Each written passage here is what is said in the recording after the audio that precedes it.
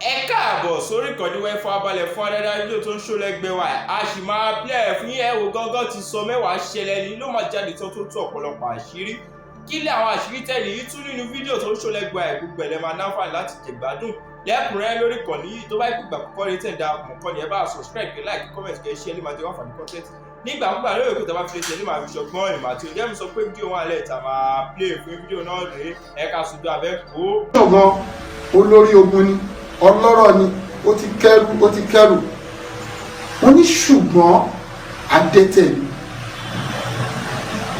ẹ jẹ́ kí n wo ìgbé ayé námánì. ó jẹ́ ẹni tó nífẹ̀ẹ́ sí àwọn tó ń bẹ ní àgbègbè ẹ̀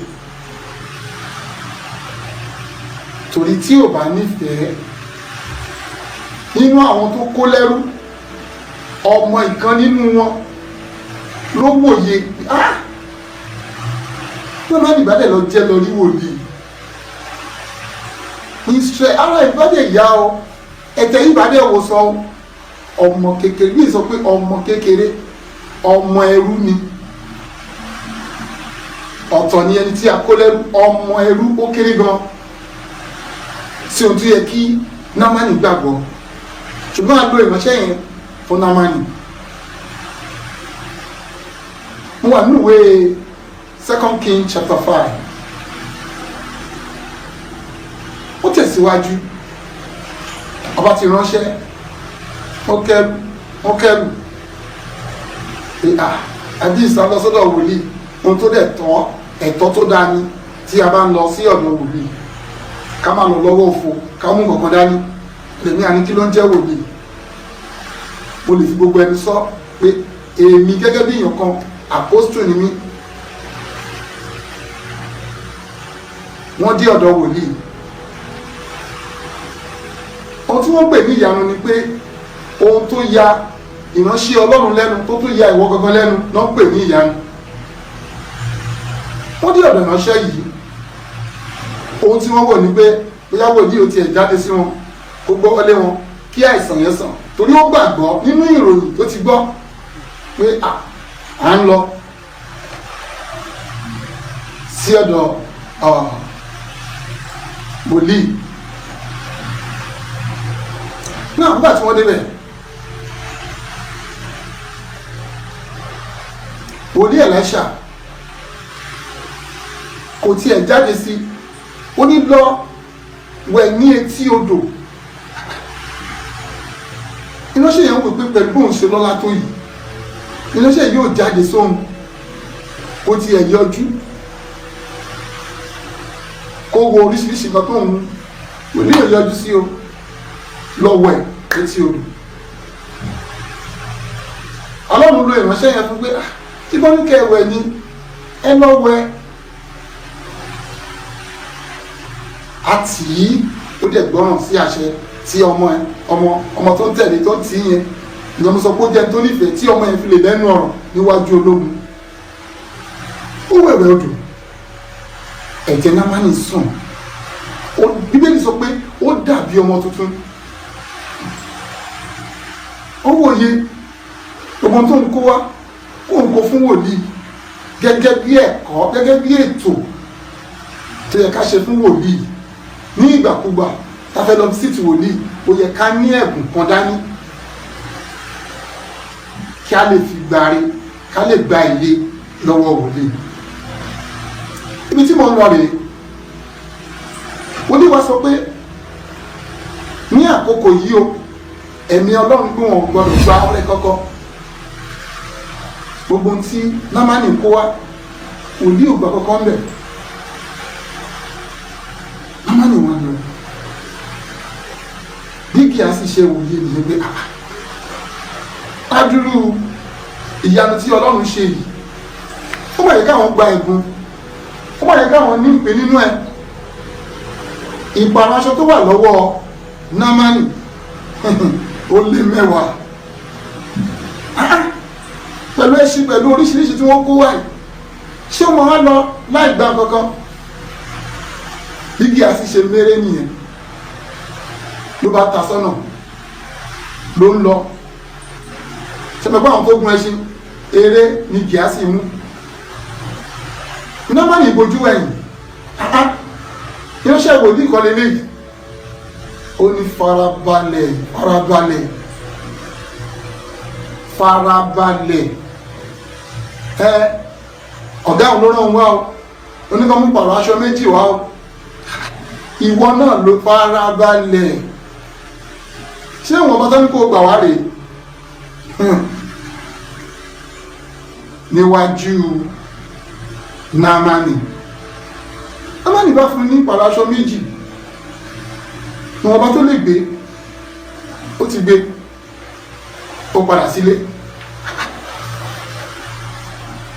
ẹlẹ́ṣẹ̀ wọn wò pé Gíásì níbo ni ìwọ wà ọmọ òkúrò bí o ó ní ojú mi ò wá bá ọ lọ.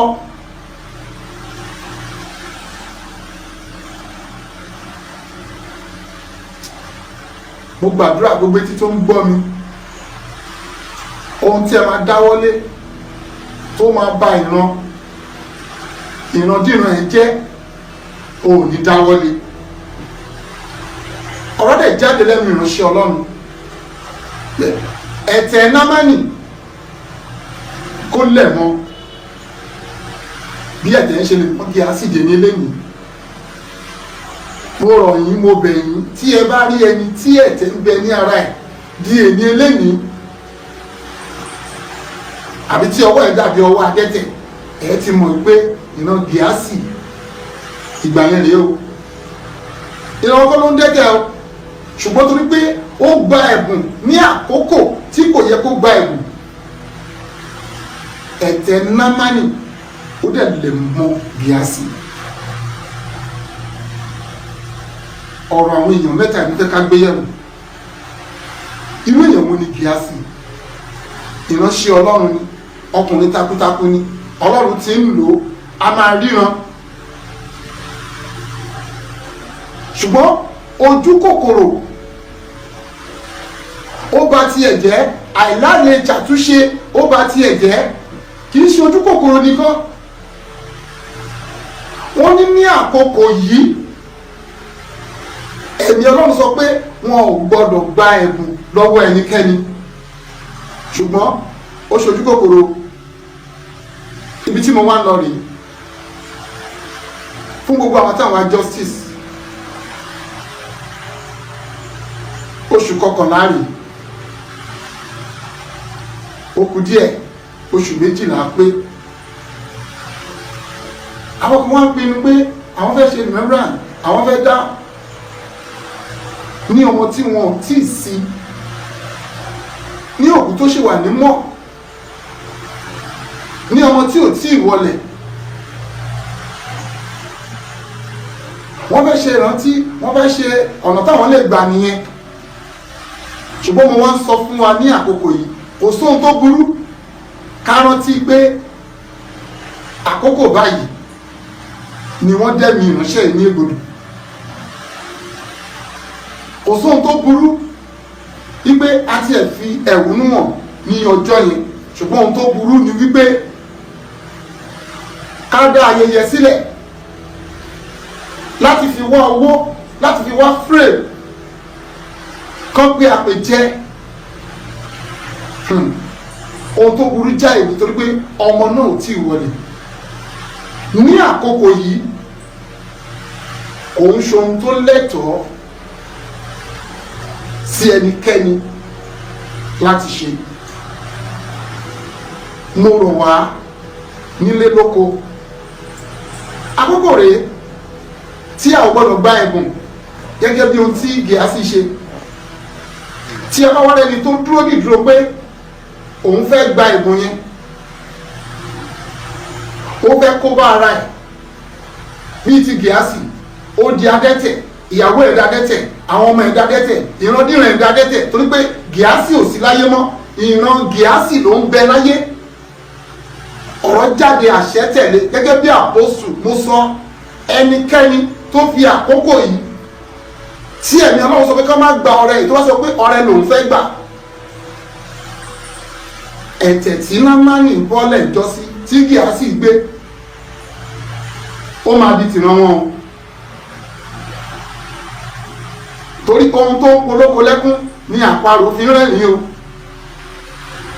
Àkókò yìí ò ń ṣe àkókò tí a lè ṣe ayẹyẹ, a lè fi ẹ̀hónú hàn tí a bá wá justice, kò sóhun tó burú.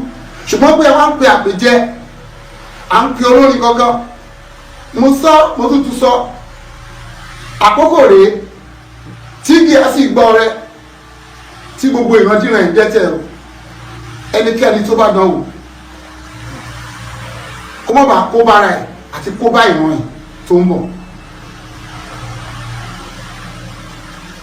Mo rọ̀ wá fún àwọn táwọn wá justice.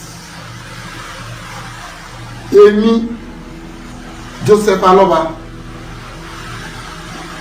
mo ti gbé Olúwa káwájú mi tó dẹ̀ fi mí lọ́kàn balẹ̀ pé màá làjá lórúkọ Jésù. Mo dẹ̀ rọ̀ wá kí ẹnikẹ́ni má ṣe ṣògo nínú ara rẹ̀ pé bí ó bá sí tọpẹ́lọpẹ́ òun, ọwọ́ Ọlọ́run ni o, èyí tí a rí ọwọ́ Ọlọ́run ni, torí kò ṣẹlẹ̀ lójú mi rí. Nígbà tí ó ṣe Jésù, ó kú asín ní ọjọ́ kẹsàn-án, ní ọjọ́ kẹjọ sí kẹsàn-án, wọ́n exhume ẹ̀ gẹ́gẹ́ bí ẹni tó mọ núrò. Ṣé kò yẹ ká wádìí ikú tó pa Mohbad?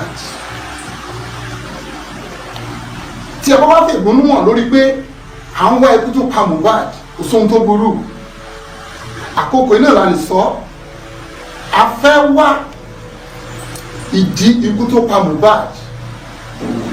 Ìbéèrè méjì péré ni mo béèrè, tó jẹ́ pé gbogbo àwọn ìbéèrè yòókù mi ò tí ì nídìí ẹ̀ for now, one before another. Torí wípé tí ó bá rí bẹ́ẹ̀, kí ni ìdí tí wọ́n fi lọ wú òkú Mohbad àti ìrí justice? Àwọn kan dúró nílùú pé wọ́n fẹ́ ṣe ayẹyẹ anniversary fún òkú ṣe wà nímọ̀. So oníkálùkù kó tọwọ́ ọmọ ẹ̀ bọ́ṣọ́, ẹni bá létí kó gbọ́, ẹni tó gbọ́ kó sọ fẹ́ni tí ò gbọ́ wípé ní àkókò yìí kì í ṣe àkókò fún ọrẹ. Ọ̀rọ̀ mi ò jù yẹn lọ lórí ọ̀rọ̀ justice for Mohbad. Gbogbo awuyewuye lọ́tún, awuyewuye lọ́sì, ṣùgbọ́n mo fi ń yé ẹnì kọ̀ọ̀kan wá gbé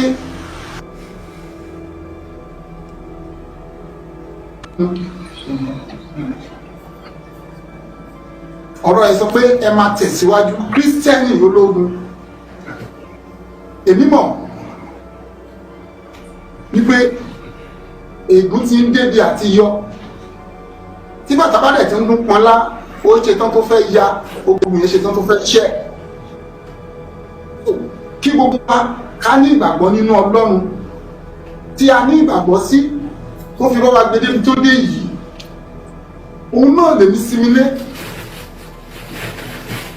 Òun náà ni mo gbàgbọ́ nínú rẹ̀ wípé a gbìyànjú, a tiraka, a kó sínú àwọn kan láti pé ká lè di justice. Mo fi lọ́kàn balẹ̀ pé Ọlọ́run wà lójúṣẹ́ tí ò lè ní já wa kulẹ̀. Ó gbẹ́jọ́ mẹ́ta tí mo ti jáde, mo tún wá ní èmi torí ẹlòmíì afẹ́pẹ́ mi aṣọ́lẹ̀ gbà wá bá sọ̀rọ̀. Lóòótọ́ mo bísí torí pé mo lọ sí orí òkè fún àwọn àkókò kan. So ni mo fi wá lẹ́yìn pé nínú àwọn ìbéèrè, ohun tó bá rú wa lójú a lè béèrè ẹ̀, ṣùgbọ́n mo mọ̀ wípé níbi tó dé ọwọ́ Ọlọ́run ni, tí mo dẹ̀ mọ̀ wípé Ọlọ́run á jẹ́ ká borí, a máa rí justice lágbára Ọlọ́run. So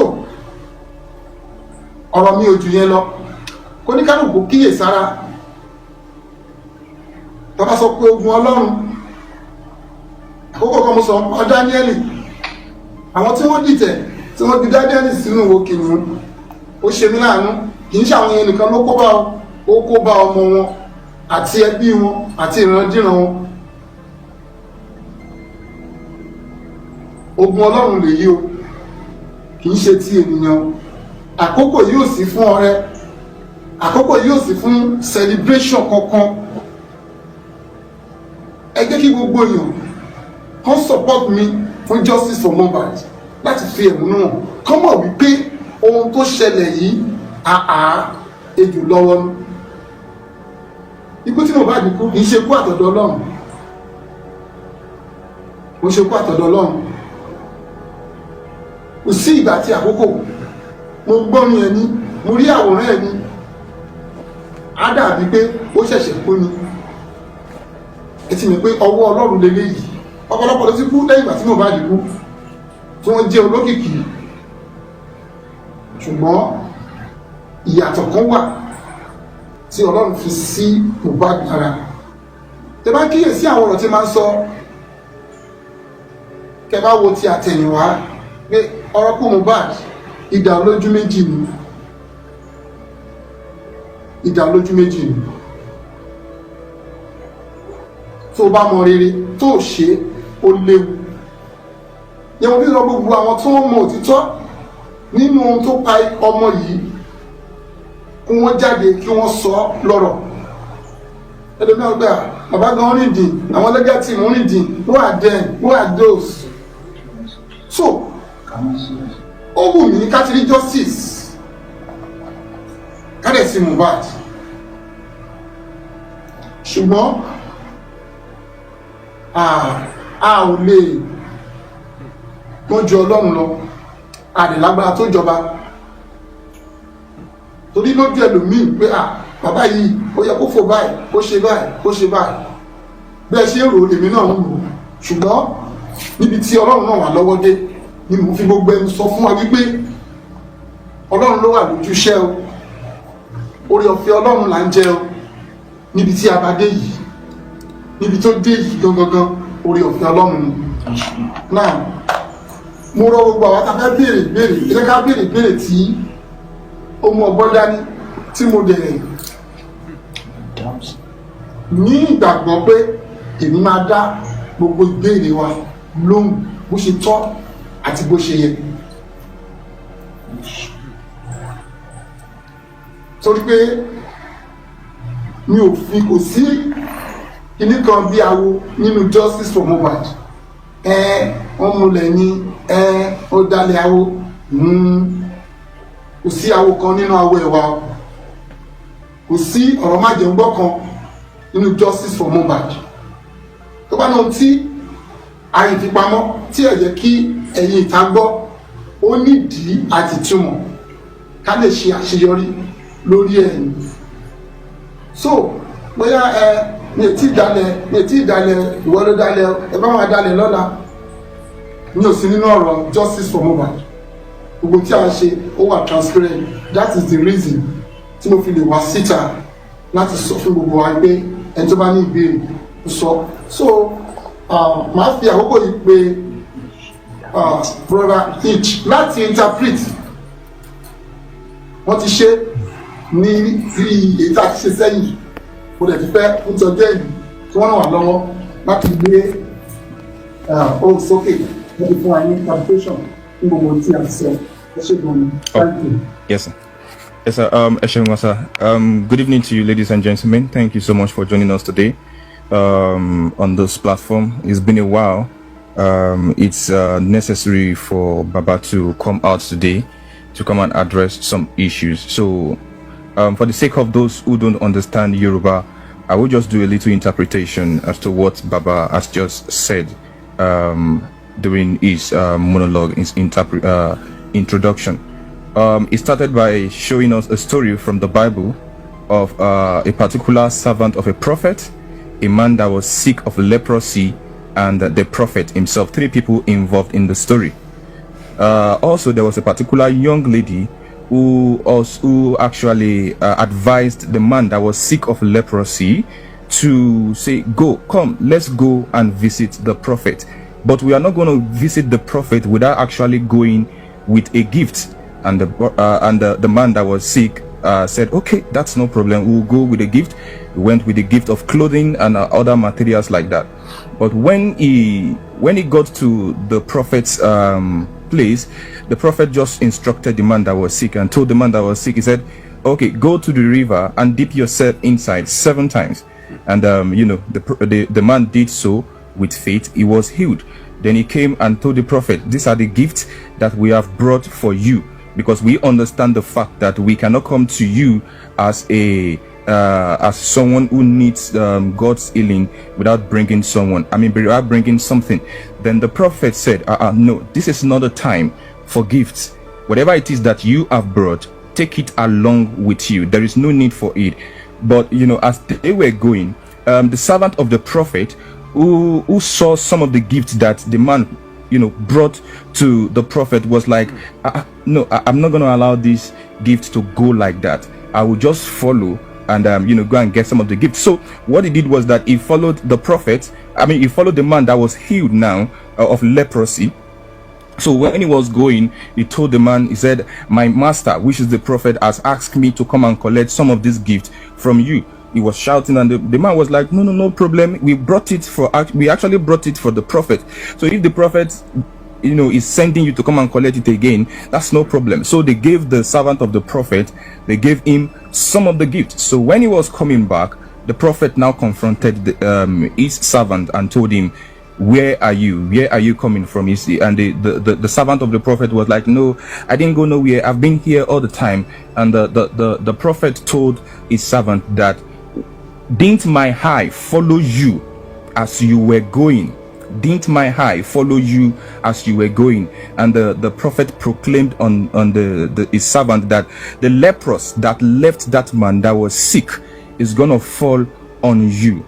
So the leprosy immediately came on the servant of the prophet's servant. So from that day henceforth, it is believed that anyone that is seen with leprosy in one way or the other is coming from the lineage of the servant of the prophet. Now he told us this story so as to address the issue.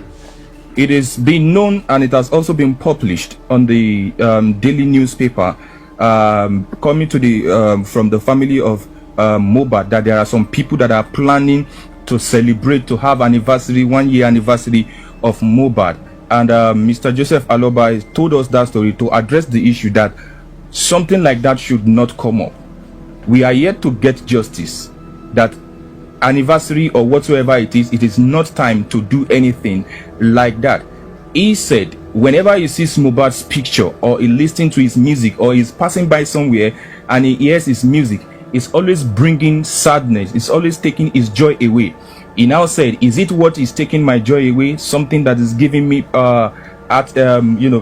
distress, that is causing me depression? Is that what you all want to be using to celebrate, to have anniversary? It is not yet time. The reason why Mohbad was exhumed is so as to get justice, and up till now we have not been able to get justice. So nobody should go ahead and have any anniversary, anniversary or something. And I went ahead to say, as an apostle of God, that he is giving the instruction that nobody, living or dead, should go ahead and have an anniversary of 1 year, celebrating whatever it is, jamboree, and bringing musicians, and anyone who partakes in it. Just like the leprosy left that man and came upon the prophet's servant, the leprosy of God is going to descend upon any individual who partake in the anniversary, or who is planning on having the anniversary. Then he now went ahead to appreciate us, everybody, and now he's gonna open the mic, and we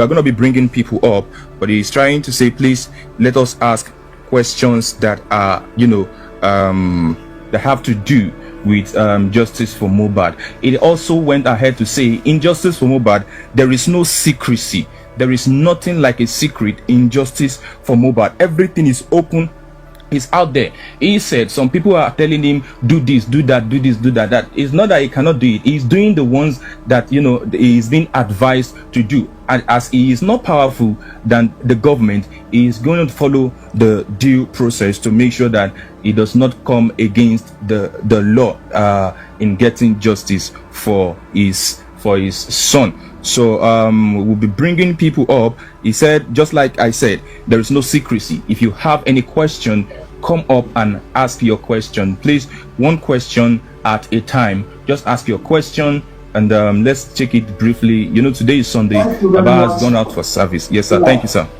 Yes, sir. Yeah, thank you very much, because I see the way you narrate everything. You are just like a magnet to me, because you are very intelligent. So you get everything right. So thank you, sir. I really appreciate you. Thank you very much. So anyone that have question, so this is the time we can answer you. But anyone that is not related to the one that I can be able to answer, I won't answer that, because that's a kind of question that I won't be able to answer today, because most of those things relate to the one that is in the court. So I won't be able to answer any. So for me not to just pass my boundary concerning what they give me as an instruction. So thank you very much. So bó ṣe jẹ́ nìyẹn, àwọn kan tí mi ò ní lè dáhùn ní àwọn tó wà nínú ẹjọ́, kí n má bàa di pé bóyá mo tún da èyí tí ó wà níbẹ̀ pé mo ń dá sí i. So gẹ́gẹ́ bí instruction fún mi látọ̀dọ̀ àwọn lọ́ọ̀yà mi, ẹnìkan ní mi lè dáhùn. Ẹni tó bá ní ìbéèrè, jẹ́ kí wọ́n béèrè ìbéèrè ìdáhùn. Ẹ ṣé.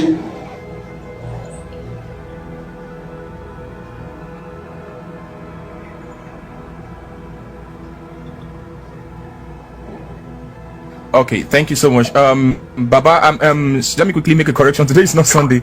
I don't know, it's on my head that Baba always come out every Sunday. I'm sorry about that. Now, he said there are some questions that he might not be able to answer. Not because he doesn't want to have to, answer them, but it's in the jurisdiction of the court. The court is a matter that is already in the court. So if you ask some questions, he might not be able to give answers to them, because you know some people are trying to capture Baba's voice and use it against us, and you understand.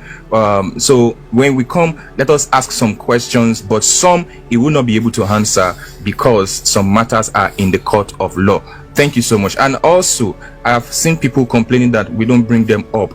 If your account is on private, we will not be able to bring you up. We will not be able to see you. So we'll be bringing us up now. Thank you so much. Thank you, sir. I don't know, Mr. Muiwa, you want to say something before we start bringing people up, sir? Mr. Muiwa, sir. Thank you so much, sir. Yeah, thank you, everybody. And then good afternoon, good morning, good evening, wherever you find yourself. My name remains Muiwa, and Baba has already said it. What I will just had to eat is that for the people who is trying to celebrate the 1 year anniversary of Mohbad, the Aloba family is pleading they should jettison that idea. I've not seen it in anywhere whereby you celebrate somebody who has not been buried. It has never happened in Nigeria. It has never happened anywhere. A body is still in the morgue. It has not been buried.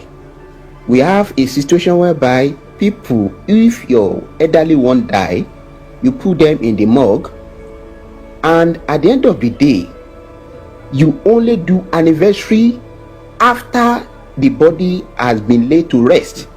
Mohbad is still in the morgue, and then some people are championing the idea of they want to celebrate Mohbad.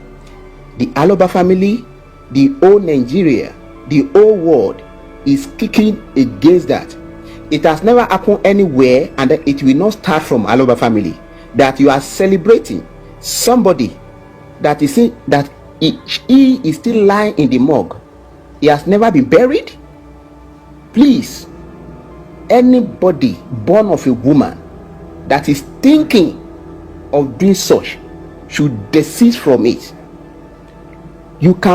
People can protest and ask for justice, but bringing out people to sing a music, to gather in a place and be singing and be doing anniversary, the family kick against it. Please, we are begging. It has never happened anywhere. We don't want it to start in Aloba family. That is why we are advising that for those people who want to start that and use Mohbad name as a precedent, they should stop it. Thank you. Thank you so much, Mr. Muyiwa. So let's go ahead to ask our question, and let's make it snappy. God's protection. Good evening. God's protection. Let's have you. Thank you so much, God's protection. Daddy Ekalesa. Epelesa. Ẹ wò, inú mi dùn bí mo ṣe rí yín lọ́wọ́ ìrọ̀lẹ́ yìí o. Ẹ ní fojú sunkún ọmọ wọn lágbára Ọlọ́run o. Lágbára títóbi Ọlọ́run gbogbo justice tá ń wá ìrọ̀rùn bí eléyìí lọ́lọ́run ọba mi máa fún yín. Ìdílé yín ò dẹ̀ tún ní bọ́ sọ́wọ́ àwọn apanimáyọ̀dà mọ́ lórúkọ Jésù. Ẹ ṣé gidi gan sà. Ọlọ́run á ràn yín lọ́wọ́.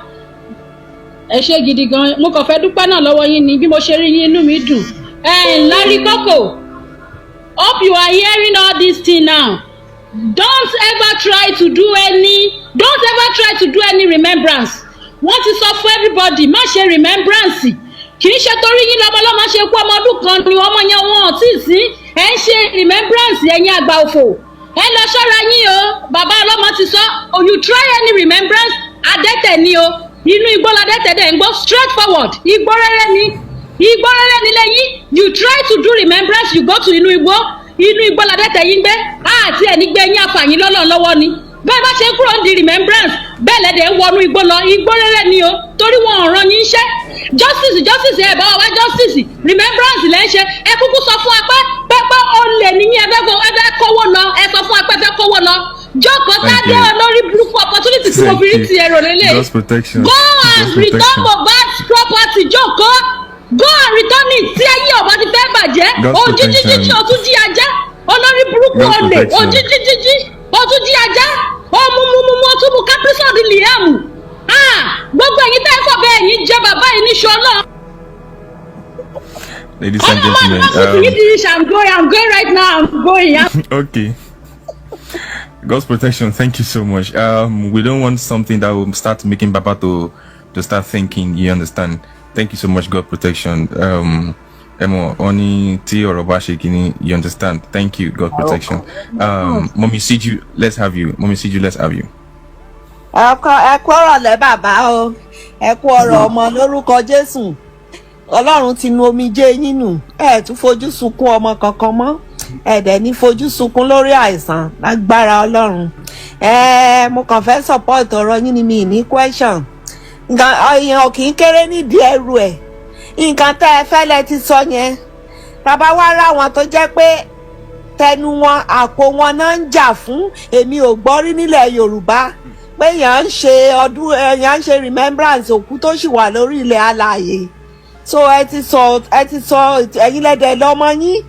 Gbogbo wa àtúrọ̀ ọmọ yín ni pé ká lè gbàdájọ́ òdodo fọ́mọ yìí. Nǹkan tó kàn wá nú ẹ̀mí yẹn. Kò sẹ́ni kí tó kàn fún business pé ká máa fòkú ọmọ ọlọ́mọ ṣe business. So èèyàn kéré nídìí ẹrù ẹ ti sọ ti yín. Tàbá wá rẹ́nikẹ́ni tó lè tẹ́ ẹ sọ yẹn òun fẹ́ torí kunkun òun ò ní gbọ́ òun sì fẹ́ ṣe anniversary yẹn ni torí owó àpò ara ẹ̀ tó ń wá nígbà ọwọ́ ìjọba bá tẹ̀ á lọ rojọ́ tiẹ̀ ọ̀ tó bá dẹ̀ ń wù ú tí ò mọ bó ṣe fẹ́ ṣe kó fọmọ tiẹ̀ náà kó pa kó ṣe anniversary fún. So bàbá lórúkọ Jésù ẹ̀ tún fojú sunkún ọmọ mọ́ o lágbára Ọlọ́run ìbànújẹ́ yín ó ti dayọ̀. Ìbànújẹ́ yín ó ti dayọ̀ láti sin lọ lágbára náà ọmọ yẹn dẹ̀ máa rí justice bó ṣe lè wù kán lágbára tó bó ṣe lè wù kán kóra wọn jọ tó lágbára ìkúnlẹ̀ àbíyamọ gbogbo wọn máa rí justice. Àwọn tó ṣiṣẹ́ ibi yẹn èrè ibi iṣẹ́ wọn á gbèrè ẹ̀. Mo ní kí yín ni bàbá ọ̀rọ̀ mi ò jù bẹ́ẹ̀ yẹn lọ ẹ pẹ̀lẹ́ sà ẹ ní rí ibi mọ́ lórúkọ Jésù. Thank you very much. Yes, thank you so much. Yeah, Mrs. Shiju, thank you, ma. Mimi J, are you there? Yes, I'm here. Bàbá ẹ káàsán sá o. Àdúrà Ọlọ́run, àdúrà ni mo kàn fẹ́ gbà fún yín bàbá. Púpọ̀ Ọlọ́run á dúró tì yín. Mi ò tí ì rí ibi tí ọmọ èèyàn ti ṣaláìsí tí wọ́n dẹ̀ kógun tì tó bọ́ ṣe kógun tì yìí. Gbogbo àwọn tí wọ́n sọra wọn di káàmpù oríṣiríṣi tí wọ́n try láti borúkọ yín jẹ́, tí wọ́n try láti wá ọ̀tàkọ́tà fún yín. Agbára Ọlọ́run bàbá yín lẹ máa borí gbogbo wọn. Lọ́lá pé ẹ̀yin lẹ wà pẹ̀lú ọmọ yín nígbà tí ẹ ti fi sílẹ̀. Wọ́n ní nínú òfin nínú ọ̀la ọmọ pàǹdọ̀rọ̀ yẹn ó dàgbà. Ẹ̀yin lẹ dúró tì. Wọ́n wá ṣe bẹ́ẹ̀ wọ́n dẹ̀mí ẹ̀ légbodò tán. Wọ́n wá ní kẹ́ fò kẹ́ nìṣó. Mi ò rírú ẹ̀ rí bàbá ṣùgbọ́n mo gbàdúrà fún yín pé Ọlọ́run á túbọ̀ dúró tì yín. Ẹ̀yin lẹ máa lékè gbogbo àwọn ọ̀tá yín, gbogbo àwọn tí wọ́n ń bà yín lórúkọ jẹ́, tí wọ́n fi ẹnu àtẹ́lù yín, bàbá yín lẹ máa borí wọn. Ẹ̀yin lẹ máa lékè gbogbo wọn. Ṣàwárí gbogbo wọn tí wọ́n bá ṣe pọ̀ tó, bí wọ́n ṣe pọ̀ tó, lọ́lọ́run ṣe máa jẹ́ kẹ́ borí wọn tó. Gbogbo àwọn tí wọ́n ti fẹnu àtẹ́lù yín lágbára Ọlọ́run wọ́n máa fẹnu gbolẹ̀. Ìjà tí wọ́n jà ní káàmpù wọn kékeré ṣì ni. Lágbára Ọlọ́run àjàtúká ni. Nǹkan tí Wùnmí ṣe fún yín tó ra orúkọ tí ò ṣe ti yín fún yín, gbogbo wọn pátá ló máa ṣe bẹ́ẹ̀ fún, gbogbo wọn pátá, gbogbo àwọn tí wọ́n rọ̀gbà mọ́, gbogbo àwọn tí wọ́n ń tì lẹ́yìn, nǹkan tó ṣe fún yín, tó ṣe fún ọmọ ìyá ẹ̀, ó máa ṣe fún gbogbo wọn pátá.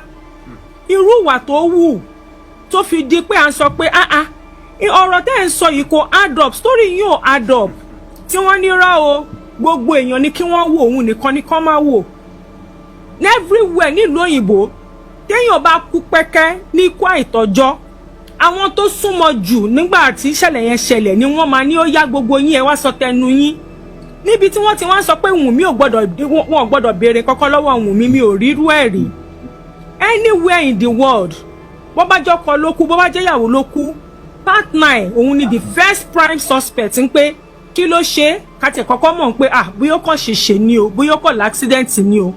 Eléyìí tó wá di pé wọ́n involve nọ́ọ̀sì yìí, kí ni nǹkan tó ṣẹlẹ̀ gangan tí oníkálukú tó ń sọ story oríṣiríṣi tí ó add up, tí wọ́n wá gbógun tó yìí tì yín. Bàbá lágbára Ọlọ́run Elédùmarè á dúró tì yín. Ẹ ní kúkú àìtọ́jọ́, ẹ ní gbọ́mọ̀ mí ìgbìmọ̀ o, lágbára Ọlọ́run. Gbogbo àwọn tí wọ́n dìtẹ̀ yín lágbára Ọlọ́run yín lẹ máa borí wọn. Nǹkan tí mo kàn fẹ́ sọ nìyẹn. Ẹ dẹ̀ jọ gbogbo ẹ̀yin tẹ́ ẹ dá sọ̀rọ̀ yìí, ẹ jọ ẹ jẹ́ ká fi pẹ̀lẹ́ ṣe. There is need for decorum. Gbogbo káwọn èèyàn kàn máa pè, kàn máa ṣépè, kàn máa ṣe bí ọmọ gáràjì yẹn. Gbogbo èèyàn ò necessary lot of times. Táwọn kan bá ti ń ṣe yàmàyàmà, ẹ jẹ́ ká hùwà bí ọmọ tó bí ilé rẹ̀ tí wọ́n tó tún rẹ̀ bọ̀. Ẹ jọ ẹ jẹ́ ká fi pẹ̀lẹ́ ṣe. Ẹ ṣé sà. Thank you, Mimi J. Yeah, thank you, Mimi J. Yeah, thank you so much. Ladies and gentlemen, please, we will prefer that even if we were going to say some words of prayer, let's make it snappy, number one. And number two, let's answer the question. Let's ask our questions straightforward. B2 baby, over to you, sir. B2 baby, over to you, sir. Good evening, Baba. Good evening, sir. And good evening. Thank you, sir, for standing by, because you are the only one who have not changed the smart even up till now. So some of them have talk here, talk there, but you still stand by your words. So you make a revelation before that when you get to Mohbad, you say a lot of blood and people were attacking you, and we are seeing the proof on media. So I just want to appreciate you, sir, for being there, for standing tuned, for not changing mind, for still needing justice for this boy, and we celebrate you for that. You are a great father for standing firm. So we want to appreciate you, and we say justice must serve. So no look back until we get to where we are going. We have somewhere going. So the reason why we assume Mohbad, we must get the reason, and until we get the reason why we assume that boy, so we are not burying the boy. So just as you have told us the last time. So sir, we just want to say thank you for all you have been doing, for being there, because I don't have a lot to say, because if I want to ask question, I don't have any question to ask. And for those of you that let me just quickly say this, for those of you that want to celebrate 1 year celebration, we assume Mohbad for a particular purpose, and I will tell you guys up till now we have not gotten the reason why we assume this boy. So I see no reason why we are celebrating. If we are even celebrating, if let's assume if it happened to you, we do a celebration. So in a thing like this, even up till now, nothing is being done. We have not gotten anything, so we don't need celebration for now. The only celebration we need is when we have justice, when we get this justice, then we can celebrate anytime. So for those of you planning to celebrate, bringing artists from other states to celebrate, please gather them and seek for justice for this boy. Not doing celebration for this boy. We don't want celebration now. So that is all I can add to what Baba has said, and that I believe that is the reason Baba came up today to address the family, which is demoralization. So thank you all for standing firm. I don't have much to say, and I don't want to take your time. So that is all I can say for now. Thank you, sir. Thank you all. Thank you, the panelists on there. Thank you, everyone, the commenters. Thank you, everyone. Next month on the 11 will be 1 year. So thank you all for standing too. Thank you for standing by. Thank you. That is all I can say. Thank you so much, B2 baby, for that wonderful contribution. Yes, sir. TB Kenny, over to you, TB Kenny. Thank you. Baba, ekasan. God will be you. Baba, gbogbo ẹ fún Baba. Yóò wá wọ̀nyí lẹ́kùn lábọ̀ Ọlọ́run.